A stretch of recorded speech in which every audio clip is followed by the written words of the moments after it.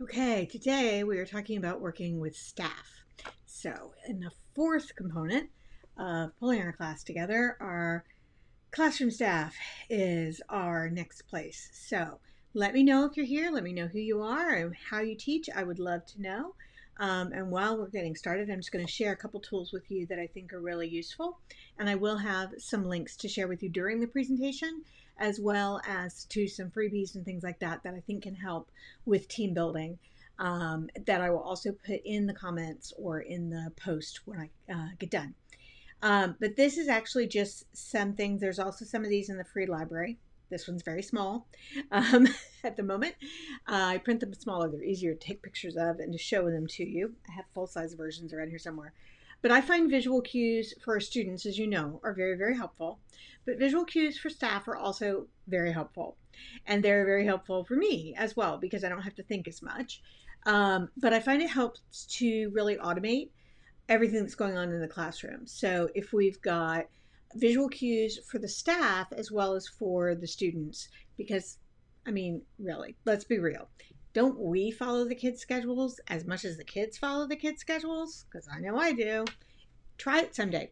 Make a kid's schedule wrong and find out if the adult knows that it's wrong. Chances are good that you'll go in the wrong place. Do it to yourself.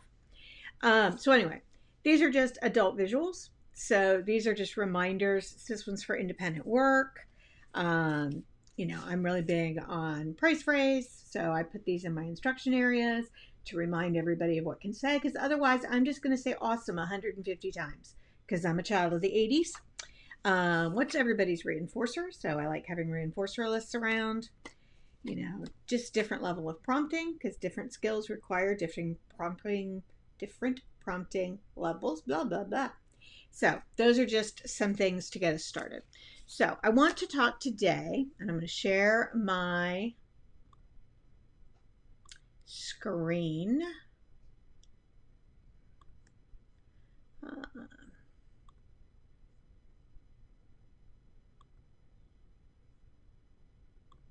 want to talk today about building classroom teams.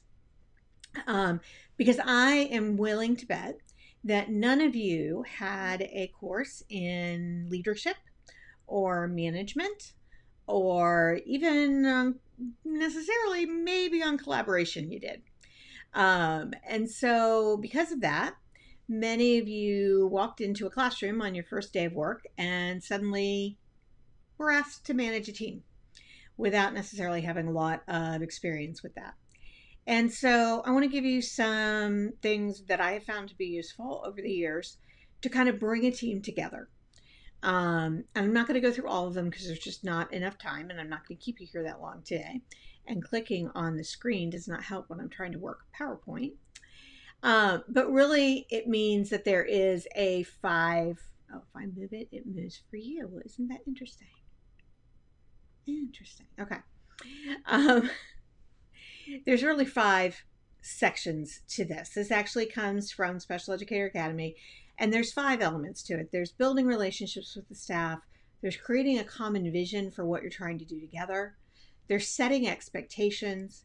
There's providing training for staff, because even if you're lucky enough to live in a district where they do provide training for paraprofessionals, there's still a level of individual training that has to be provided for your students, because all of our students are so uniquely different that we can't just have generic training for special ed.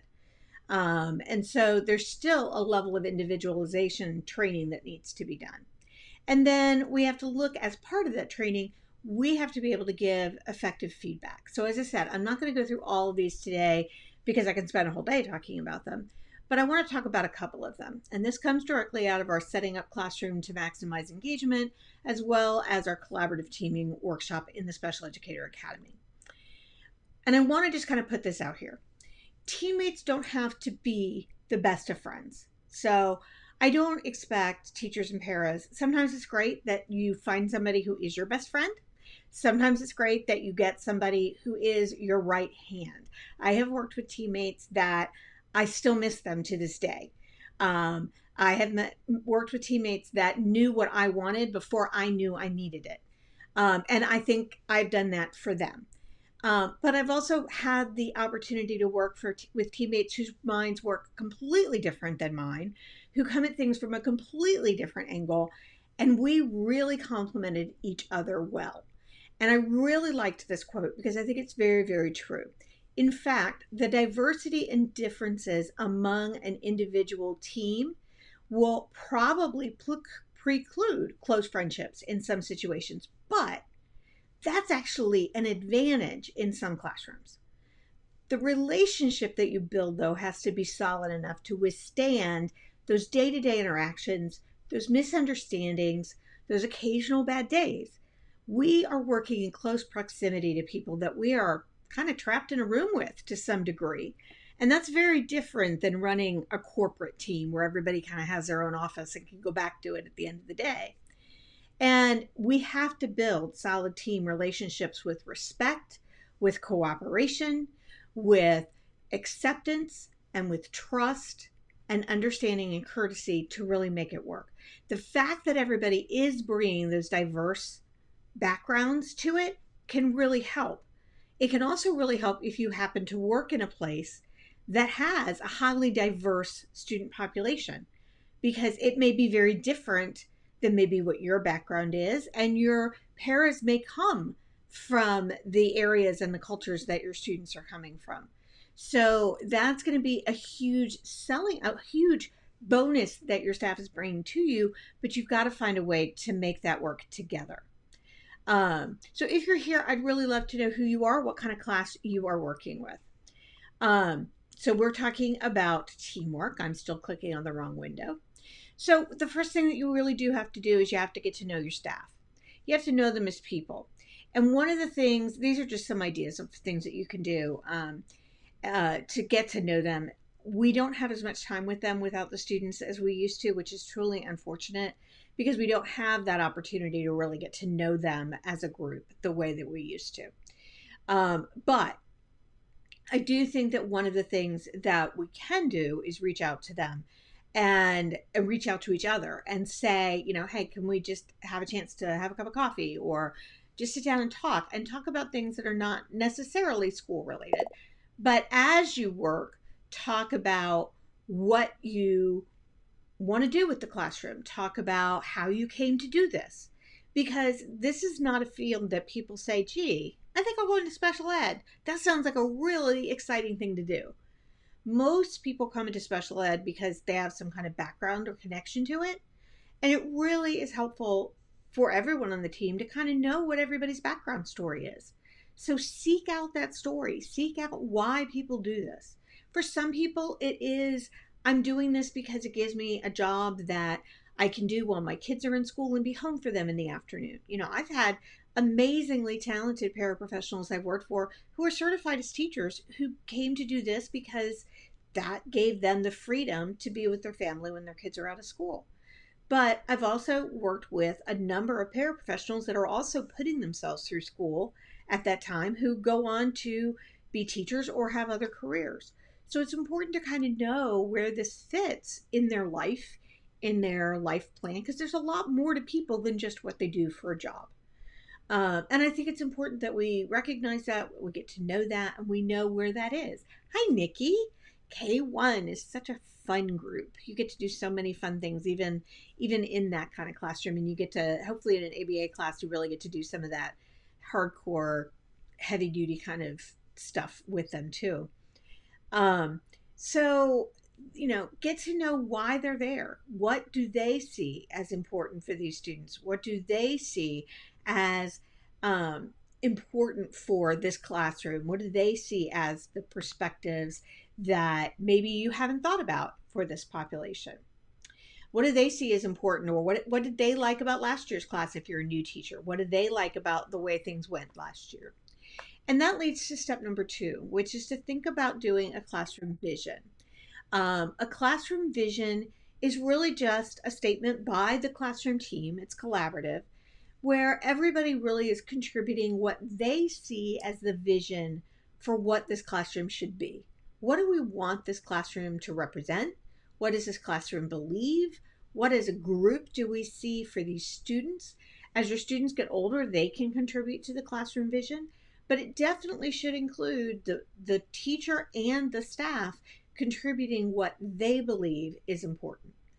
And I like it to be a collaborative effort. Again, it isn't something you have a whole lot of time to sit down and talk about these days. So sometimes I use the strategy on the left of, before you leave today or at some point today, grab a post-it note and tell me what you think should be included in our classroom vision. And then you can take those components and make a draft and then share the draft and get their feedback, and then take that feedback and make another draft and draft until you get something that everybody feels comfortable with. Now, obviously, there's going to be some things that maybe someone comes up with and you're like, I don't really think that's in our classroom vision. That's not in my classroom vision. And there may be some disagreement, but that then becomes a discussion. That becomes a point of conversation rather than a sticking point. It also becomes something that you can talk about as, well, my concern is that if, you're saying that your vision is that we're here just to take care of the kids and you really want to just help them as much as we can. And I totally get that, because our kids have so many obstacles in their way, and they have so many things that they can't do, and it's easy to get caught up in that. So I completely understand why that would be something that would be important, and I think definitely supporting them is important. But do you also think it's important that we really want to create opportunities for them to begin to help themselves? And so we can start to have that conversation now instead of down the line when it becomes maybe a problem where you're not seeing eye to eye on a specific issue. So it becomes a point of conversation. So you can kind of see in the classroom vision here, we believe that every student deserves individual support, that we see and hear positive behavior from staff. That's something that I feel very strongly about, that it's important to me that everyone in the classroom is modeling the positive behavior that we expect to see from our students. That instructions should be provided to foster independence, that we don't just expect our kids to be independent, and that every student has the right and ability to learn to communicate effectively, because I'm a big believer that communication has to be something that we have to foster with our students, and it has a huge connection with behavior. But those are my visions. So my visions would look different when I take other people's into account for it. If you go to, there it is.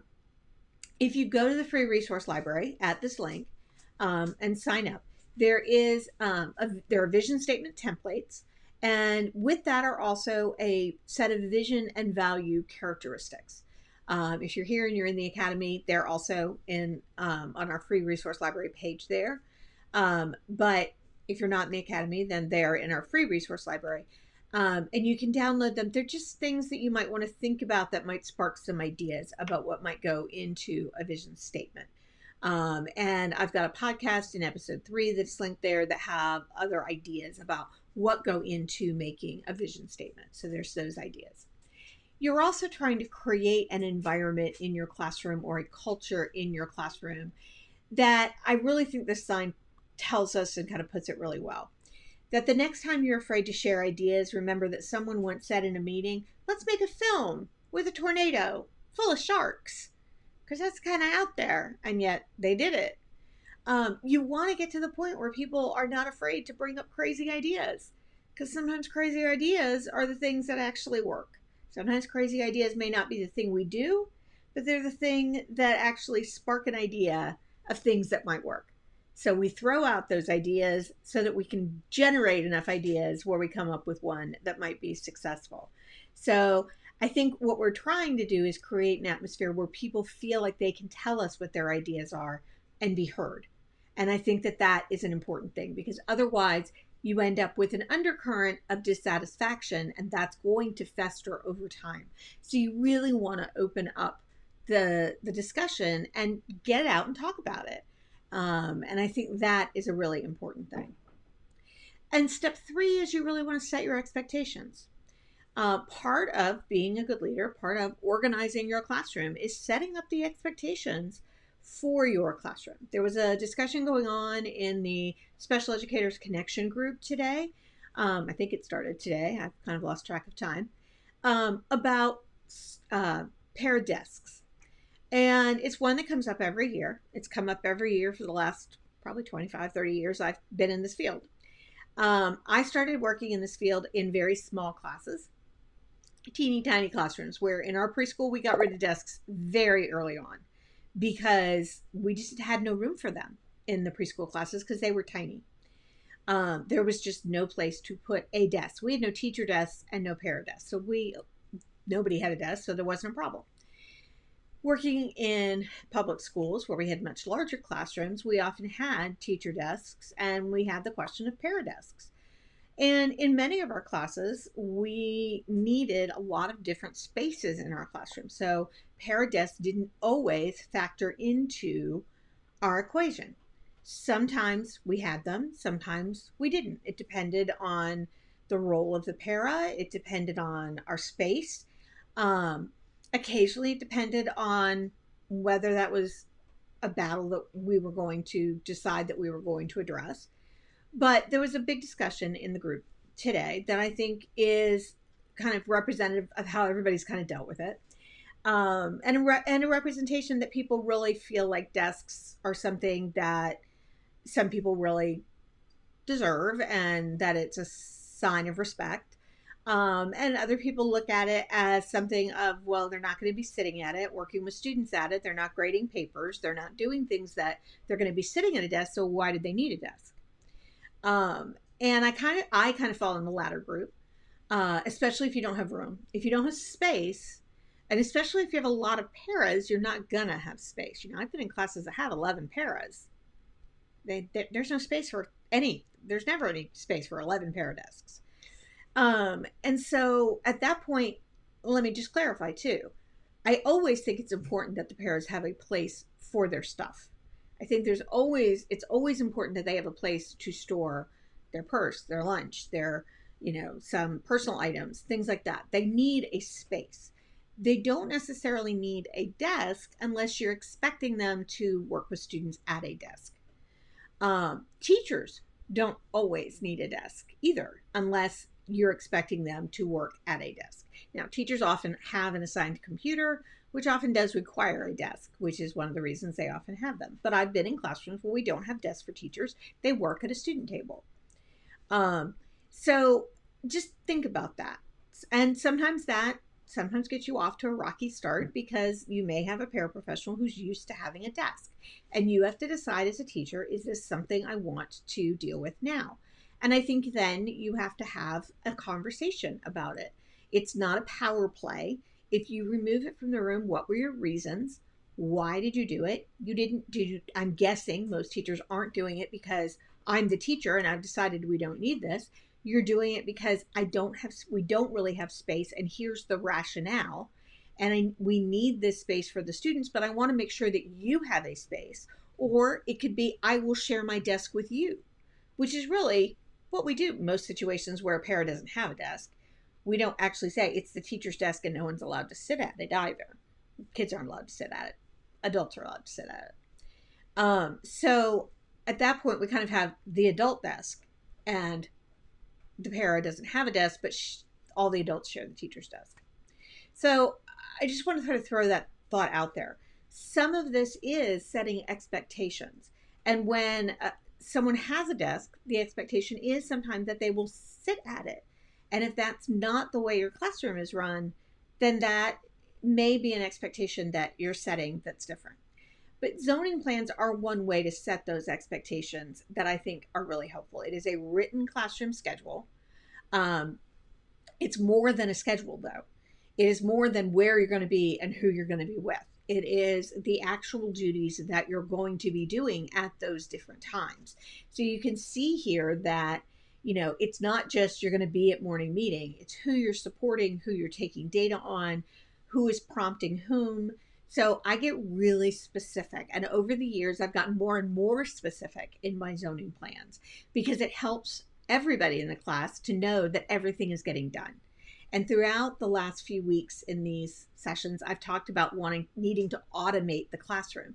The zoning plan is critical in doing that, because it's automating what everybody's doing. So if the staff knows exactly what they need to do during this activity, that frees the teacher up to be more engaged with the student.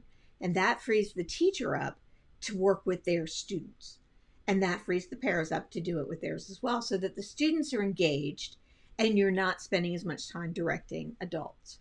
The other thing that's great about zoning plans is that this is what it looks like when it's a regular day. And, oh, I didn't put the sub one in. Did I put the sub one in here? Hold on. I did. This is what it looks like, and I'll go back to those. This is what it looks like in the regular day, and then this is what it looks like when a sub comes. Because chances are pretty good that when there's a substitute, the para takes over for the teacher, or the paras take over for the teacher, and the substitute takes the para's jobs. So in your subfolder, you just flip the jobs. And then the sub never knows that she's not doing the teacher's job, which sometimes eliminates power struggles on that 7 o'clock time in the morning when the sub shows up. So it makes those sub plans really easily. So let me go back just a minute. Zoning makes sure that all of these things are done, that things are set up, things are taken down, things are cleaned up, all the tasks get done, the classroom runs smoothly, and that all the students are supervised. I will sit with a zoning plan, especially a complex one with lots of staff, lots of students, and I will actually count all the way across. 1, 2, 3, 4, 5, 6, 7. 1, 2, 3, 4, 5, 6, 7 for each time period to make sure all my kids are accounted for, to make sure that I have somebody with them the whole time. It's called a zoning plan because it's based on basketball. It's actually a research-based strategy in which they found that monitoring as zone of places, of an area where kids come in and out, actually keeps the kids more engaged than having you in charge of a specific set of students where you have to follow those students around. In most zoning plans, you're going to do a combination of the two. You're not going to do one or the other. But a traditional zone would be one person's out getting kids out of the cars and the buses and bringing them to the front door. One person is at the door of the classroom, checking them in, getting their backpacks put up, checking their schedule, brings them to table tasks. And one person is sitting at the table, engaging the kids as soon as they get to the table, keeping them engaged there until all the kids come in and we're ready to go to a morning meeting. So everybody has their area and the kids move through it fluidly. They're not having to wait for somebody else to come in. Who, I've got this kid, but I'm waiting for my other kid. So there's less waiting time, there's less downtime. That works for some parts of the day. Other parts of the day, it works better to have man-to-man defense. But so you're always going to have some kind of mix of it. But the goal is really that you're trying to make sure that everything is focused on high levels of engagement for the students. And whenever there is a discussion, a vision statement, the zoning plan is something that we do collaboratively. It's something I typically do a draft of. And then I sit down with the staff and I say, before I draft it, is there anything you really like to run in the classroom? Is there something that you really enjoy? Do you like doing the art activities? Do you like running music and movement? Is there something that you really hate doing? What should is there a time that you need to have a lunch break or, a walk break or something like that, so that I can incorporate that feedback in to start. Then I draft it and tell me what works, tell me what doesn't work.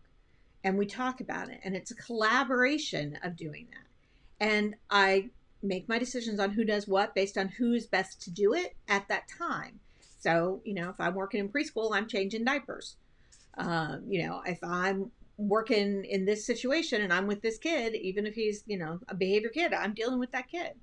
So everybody is doing what makes sense. And whenever there's a discussion, the question always comes back to what's best for the child, what's best for the student, not what's best for the staff. And I think as long as we all keep the student at the center of our discussion, then those conversations are going to be productive.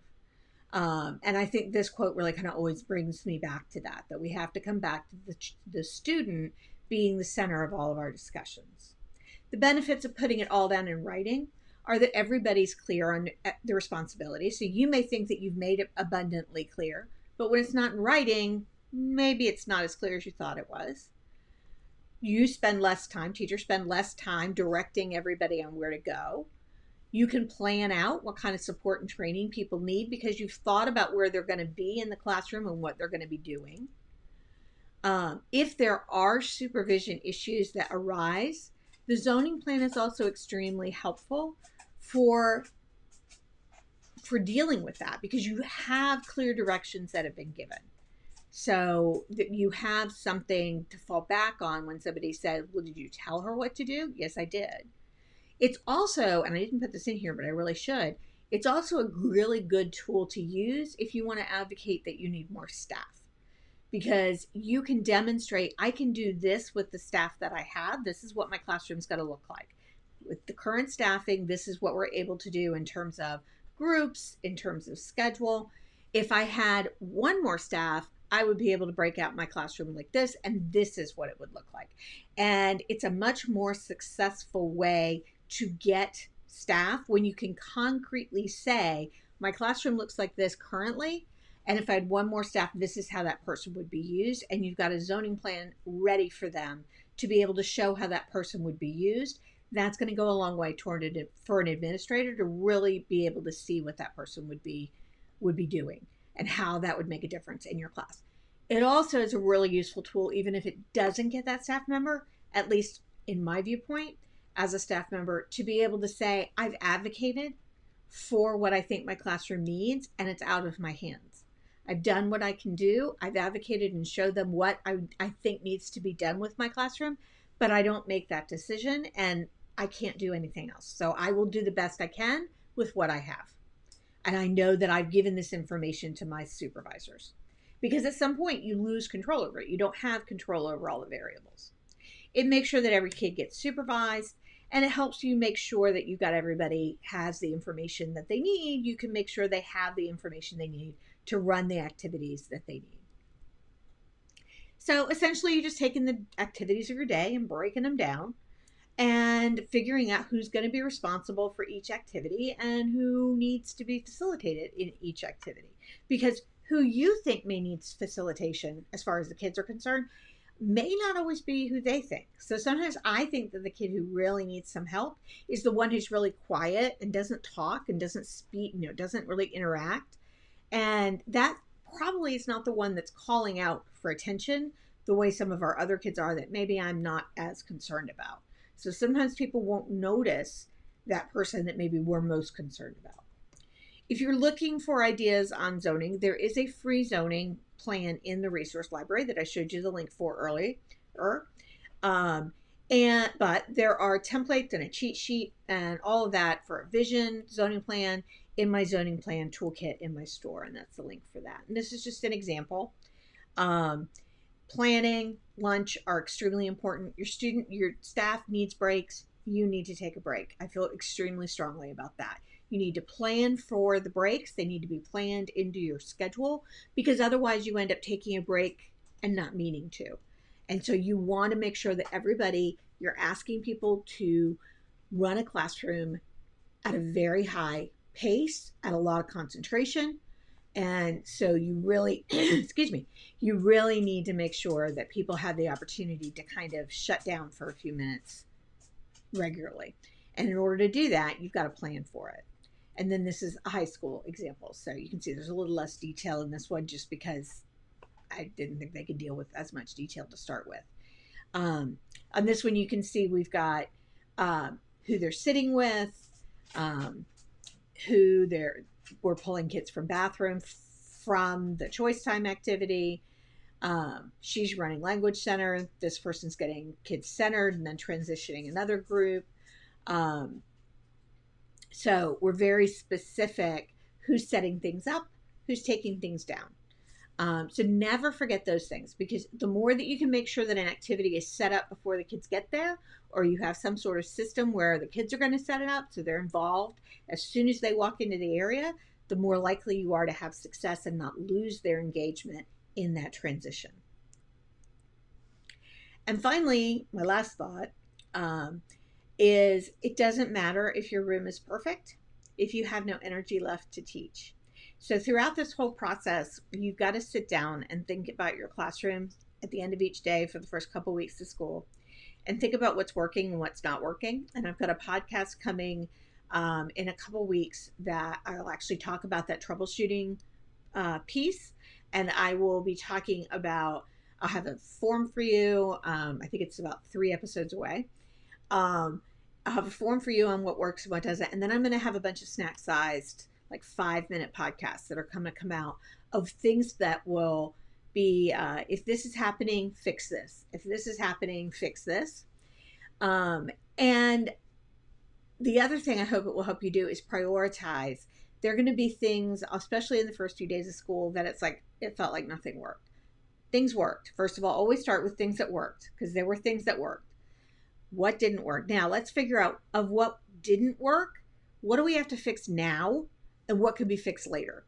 You know, if your schedule isn't working, fix that, because that's going to screw you up tomorrow. Behavior. Yeah. If you can fix it or tweak it now. Those are the things you do. Safety, fix that. You know, kid ran out the door. How are we going to address that tomorrow? Fix that. Communication system wasn't working as well. Maybe we can leave that till tomorrow. If we have other priorities that are playing a role, because you need to sleep, because you need to come back and do it again tomorrow, and staying up all night is not going to help anyone. So I want to throw that out there. You know, we hear a lot. I think, you know, we've done a pretty good job now kind of saying perfect rooms that you see on social media don't look, are not really perfect. It's really important to remember that. But I think most important is just to remember that your room is not going to be perfect, because people live in it and you work in it, and that's the way it is. But it has to be functional, and that's the key. So it's always going to be a work in progress. That's the way classes are. So what are your questions? What kinds of things do you have questions about or thoughts about in terms of classroom teams? Any thoughts?